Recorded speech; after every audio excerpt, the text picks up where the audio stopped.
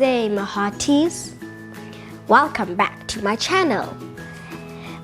And today I'll be doing a book review on The Ice Monster. But before we get onto the video, make sure you smash that huge subscribe button and hit the thumbs up and like and turn on the post notification bell to get reminded whenever I post a new video. And make sure you comment down below which book I should do next. Chapter 1, Cockroaches for Breakfast.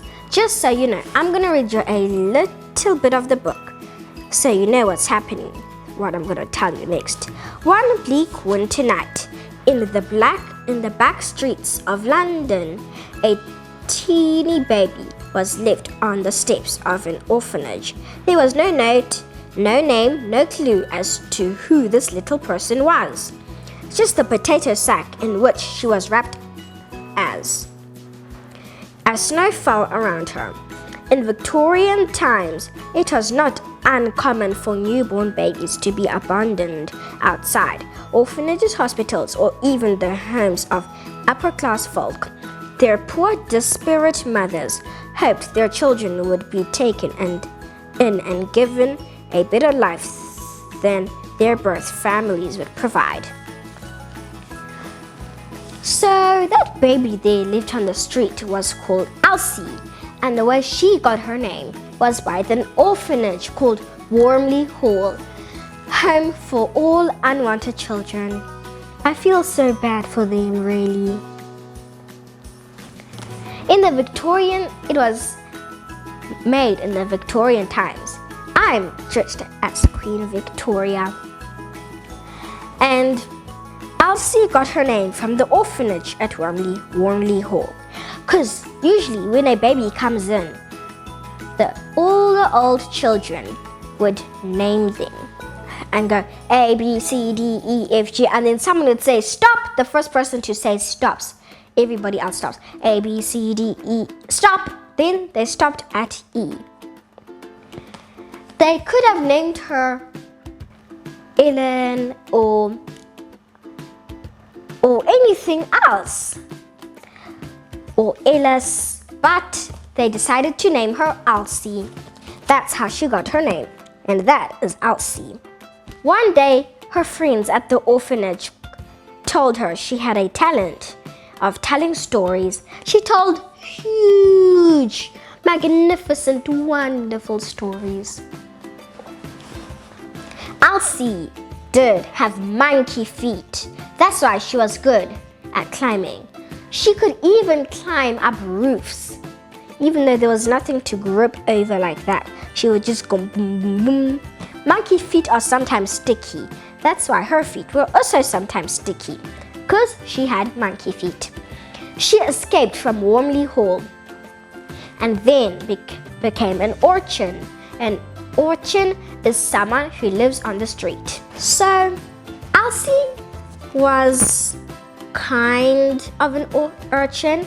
She was half an orphanage, half an urchin, but mostly an urchin. One day, the ice monster came to town. It was called the Ice Monster, but it was just a woolly mammoth.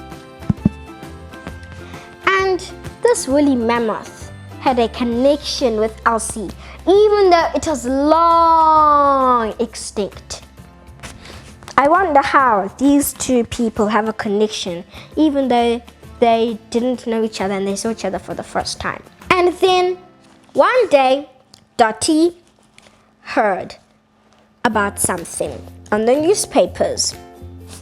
And definitely, she was a really good thief. She was good at being a thief, but technically being good at something bad is not good. So yeah. But she was good at being a thief because she was an urchin. And she stole everything every morning at lunch and at dinner. And she would have like small things like apples and steal, like it would be normal to her. So then she even stole newspapers. And one day she found out that the Ice Monster was coming into the History Museum. One cold, frilly winter night, Elsie thought, I can't stand it. I can't just sleep in this metal bath in the road. I have to find somewhere to hide and sleep there. Then she thought of the Natural History Museum. She went there before the mean soldier closed it down. And her hair looked like a real hair mop and was sticking like this. It was not relaxed it was relaxed, but like her hair was like ding ding ding because she never washed it. And the person who took care of the orphanage really washed her hair with maggots and says, "Maggots are good for you," and fed them cockroaches for breakfast and says, "Cockroaches will feed you very well and you'll become healthy like me." While she had a lot of warts. Her warts had warts and warts and warts and warts and warts and warts. So she did pretty much look a bit ugly, I have to admit. And then one day they met the professor who almost put the history museum on fire, and that's why he was fired, never to do an experiment again. But little did anyone from the Natural History Museum know, because he was hiding inside a little room, his invention room. No one has ever seen it. In the storeroom, if you press the head of a skeleton's skull, it will make you whiz until you turn up in his lab. No one ever knew, but Elsie found out. Elsie also met Dottie, because Elsie was inside Dottie's cupboard. And one day when the ice monster came, the inventor said, "You know, a lightning bolt can bring anything back to life." And then he had a lightning bolt inside of his cup. Elsie had a plan and said, "Mr. Professor, if a lightning bolt can bring anything back to life, why don't we bring that woolly mammoth back to life?" And they did so. Only one way to find out how they did so. And then Elsie and the woolly mammoth had a connection. Everybody thought woolly mammoths were long time ago extinct. Little did they know that woolly mammoth had its entire herd with it. But just not there.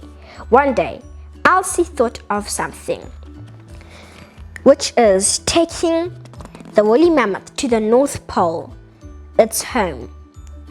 And they did so. The woolly mammoth was delighted. And to find out more about this book, make sure you get it from a library, buy it at the bookshop, or buy it from a friend or on the internet.